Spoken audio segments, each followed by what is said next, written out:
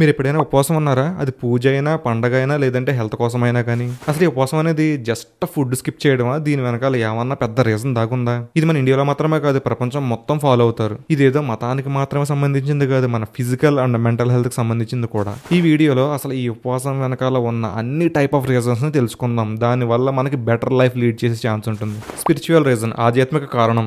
ఇది మనల్ని దేవుడితో కనెక్ట్ చేసే ఒక మార్గం. ఉపవాసం చేయడం వల్ల చాలా మంది నమ్మేది ఏంటంటే మనం చాలా హంబుల్గా అండ్ డిసిప్లైన్ గా తయారవుతాం. మనం ఇలా దేవుడికి ఫుడ్, వాటర్, మన టైం ని స్పెండ్ చేయడం వల్ల మనలో ఉన్న ఫోకస్ చాలా పెరుగుతుంది. అలాగని ఉపవాసం అంటే ఏదో స్ట్రిక్ట్ రూల్ కాదు, మనం మనల్ని పీస్ వెతుక్కోవడం అండ్ దేవుడికి కృతజ్ఞత చెప్పడం. Discipline and self control. ఈ ఉపవాసం చేయడం వల్ల జనరల్గా ఏంటి, మనం నార్మల్గా అయితే ఫుడ్ తెగ తింటూ ఉంటాం. ఏది చూసినా సరే మనకు తినాలి అన్న కోరుకుంటుంది, ఆకలిని మనం అస్సలు చంపుకోలేం. బట్ ఉపవాసం ఉండడం వల్ల మనల్ని మనం కంట్రోల్ చేసుకోగలుగుతున్నాం అన్న, మన మైండ్ ని కూడా కంట్రోల్ చేసుకోగలుగుతున్నాం. అంటే ఫర్ ఎగ్జాంపుల్ మనం బయటకి ఇక్కడ తిరిగినప్పుడు కానీ, ఏదైనా చాట్ చూసినప్పుడు, పుల్లగా ఏమైనా చూసినప్పుడు, హాట్ ఏమైనా చూసినప్పుడు అవి తినాలని కోరికలుగుతుంది. వాటిని వెంటనే వెళ్ళి తినేస్తాం. సో దీన్ని బట్టి అర్థమైంది ఏంటి, అది మనకు తెలుసు హెల్త్ కి హాజార్డ్ అని చెప్పేసి, హెల్త్ కి మంచిది కాదని చెప్పేసి. బట్ అక్కడ జరిగేది ఏంటంటే మనల్ని మనం కంట్రోల్ చేసుకోలేక వెళ్ళి వెంటనే తినేస్తాం, అది వేడి బిర్యానీ అయినా కానీ. కానీ ఉపవాసం వల్ల ఏం జరుగుతుంది, మన మైండ్ ని మనం కంట్రోల్లో ఉంచగలుగుతున్నాం. అంటే మన కంట్రోల్లో మనం ఉండగలుగుతున్నాం. ఇది జస్ట్ ఏదో ఫుడ్ మీదనే కాదు, వన్స్ మన మైండ్ ని మనల్ని మనం కంట్రోల్గా ఉంచగలిగితే మనలో ఉన్న సెల్ఫ్ కాన్ఫిడెన్స్ పెరుగుతుంది. కాబట్టి ఇది మన లైఫ్ లో చాలా విధాలు ఉపయోగపడుతుంది. వర్క్ కానీ, రిలేషన్ కానీ, ఫ్రెండ్స్ తో కానీ, మన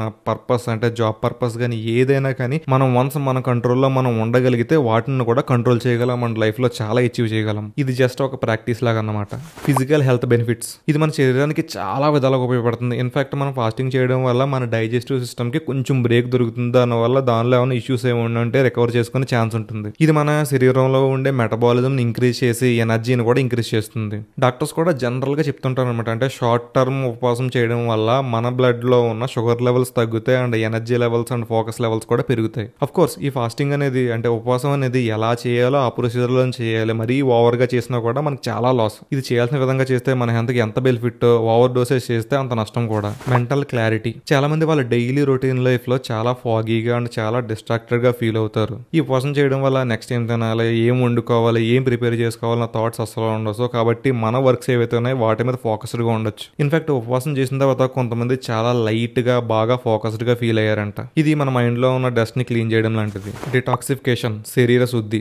ఉపవాసం చేయడం వల్ల మన బాడీ డిటాక్సిఫికేషన్ చేసుకుంటుంది, అంటే మన శరీరాన్ని క్లీన్ చేసుకునే ఛాన్స్ అయితే దొరుకుతుంది. ఎప్పుడైతే మనం ఉపవాసం చేస్తామో డైజెస్ట్ సిస్టమ్ ఎలాగో బ్రేక్ తీసుకుని క్లీన్ చేసుకుంటుంది కదా, దాని ద్వారా శరీరం దానికి ఒక టైం దొరుకుతుంది బాడీలో ఉన్న టాక్సిన్స్ ని బయటికి పంపించడానికి. అండ్ డ్యామేజ్డ్ సెల్స్ ఏమైనా ఉంటే వాటిని కూడా రిపేర్ చేసుకుంటుంది. ఈవెన్ మనం ఉపవాసం చేస్తున్నప్పుడు వాటర్ కానీ, హెర్బల్ టీస్ కానీ తాగడం వల్ల ఈ ప్రాసెస్ ఇంకా ఫాస్ట్ అవుతుంది. ఈ శరీర శుద్ధి అంటే ఏదో ఎక్స్ట్రీమ్ గా ఉపవాసం చేసేయడం అని కాదు, మన బాడీకి రెగ్యులర్ గా ఒక ఛాన్స్ ఇస్తున్నాం క్లీన్ చేసుకోవడానికి. ఈ ఉపవాసాల్లో చాలా రకాల టైప్స్ ఉంటాయి, ఒక్కొక్కరు ఒక విధంగా ఫాలో అవుతారు. కొంతమంది అంటే కటిక ఉపవాసం ఉంటారు, అంటే మార్నింగ్ లేచినప్పటి నుంచి నైట్ వరకు అసలు పచ్చి మంచినీళ్ళు కూడా ముట్టుకోరు. ఇంకొంతమంది మార్నింగ్ నుంచి నైట్ వరకు ఉంటారు, బట్ లిక్విడ్స్ అయితే తీసుకుంటారు, వాటర్ కానీ, టీ, కాఫీస్, కూల్ డ్రింక్స్ ఇలాంటి లిక్విడ్స్ అయితే తీసుకుంటారు. కొంతమంది అయితే లిక్విడ్స్ తో పాటు సాలిడ్స్ కూడా తీసుకుంటారు, బట్ కొన్ని స్పెసిఫిక్ థింగ్స్ మాత్రమే అవాయిడ్ చేస్తారు. మరి కొంతమంది ఫుల్ డే ఫాస్టింగ్ కాకుండా ఓన్లీ మధ్యాహ్నం మీల్స్ మాత్రమే స్కిప్ చేస్తారు. మార్నింగ్ బ్రేక్ఫాస్ట్ ఉంటుంది, నైట్ డిన్నర్ ఉంటుంది, బట్ లంచ్ మాత్రమే స్కిప్ చేస్తారు. ఉపవాసం ఎప్పుడు ఎలా చేయాలి, ఉపవాసం చేయమన్నాం కదని చెప్పేసి ఏదో యుద్ధం చేసినట్టు మార్నింగ్ నుంచి నైట్ వరకు చేసేయడం కాదు. ఫస్ట్ అన్నిటికంటే ప్రయారిటీ ఏంటంటే మన బాడీ మాట మనం వినాలి. ఫస్ట్ మన బాడీని మనం స్టడీ చేయాలి.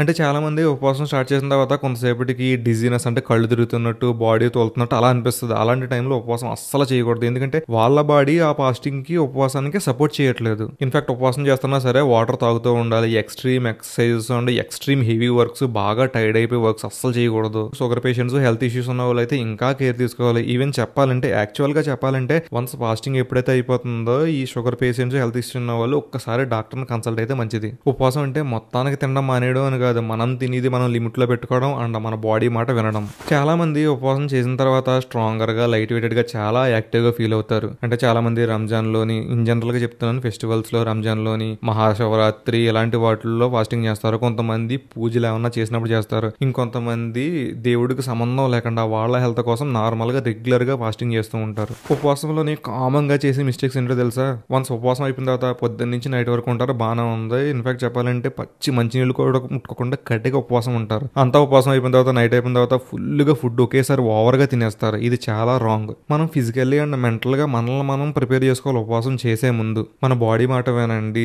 జాగ్రత్త జాగ్రత్తగా ఫుడ్ని ఆఫ్టర్ ఫాస్టింగ్ కూడా ఫుడ్ని జాగ్రత్తగా ప్లాన్ చేసుకోండి. ఈ ఉపవాసాన్ని ఎలా బ్రేక్ చేయాలి అంటే ఉపవాసం అయిపోయిన తర్వాత అసలు మనం తీసుకోవాల్సిన జాగ్రత్తలు ఏంటి చెప్పాను కదా. ఉపవాసం అయిపోయిన తర్వాత ఒకేసారి ఏదో చికెన్ బిర్యానీ తినేస్తాను లేదంటే హెవీ ఫుడ్ తినేస్తానంటే అవ్వదు. ఎందుకంటే అప్పటి వరకు డైజెస్టివ్ సిస్టమ్ బ్రేక్ లో ఉండి క్లీనింగ్ చేసుకుంటుంది కదా. ఒక్కసారిగా ఓవర్లోడ్ అయ్యగానే డైజెస్టివ్ సిస్టమ్ అయితే కొంచెం డ్యామేజ్ అయ్యే ఛాన్స్ ఉంది. అందుకనే ఎప్పుడైనా సరే ఉపవాసం అయినప్పుడు మీరు అబ్జర్వ్ చేసుకోండి, చాలా మంది ఫస్ట్ ఫ్రూట్స్ కానీ లైట్ వెయిట్ ఫుడ్ కానీ తినడానికి చూస్తారు. బట్ వాళ్ళకి రీజన్ తెలుసో తెలియదో కానీ పూజలు చేసినప్పుడు అది కూడా దేవుడి దగ్గర ఫ్రూట్స్ అవి ఉంటాయి కాబట్టి జనరల్ గా ఉపవాసం అయిపోగానే అవే తింటారు. బట్ అవే కరెక్ట్, ఎందుకంటే డైజెషన్ సిస్టమ్ చాలా డిస్టర్బ్డ్ గా ఉంటుంది. మొత్తం అంతా ఎంటీగా ఉంది కదా, ఒకేసారి వేయగానే డ్యామేజ్ అయ్యే ఛాన్స్ ఉంది కాబట్టి ఫస్ట్ లైట్ ఫుడ్ తో స్టార్ట్ చేయండి. అది కూడా తక్కువ తీసుకోండి. ఇలాంటి కేర్ తీసుకోవడం వల్ల మన డైజెస్టివ్ సిస్టమ్ లాంగ్ రన్ లో చాలా కాలం నీట్ గా క్లీన్ గా అండ్ చాలా హెల్తీగా ఉంటుంది. ఈ ఉపవాసం అనేది ఏదో పనిష్మెంట్ కాదు, మన హెల్త్ కోసం మనం తీసుకునే కేర్. అది మనలో ఉండే కాన్ఫిడెన్స్ ని, మనలో ఉండే ఏకాగ్రతని, సమతుల్యతని, అవేర్నెస్ ని అండ్ దేవుడి మీద ఉండే గ్రాటిట్యూడ్ ని పెంచుతుంది.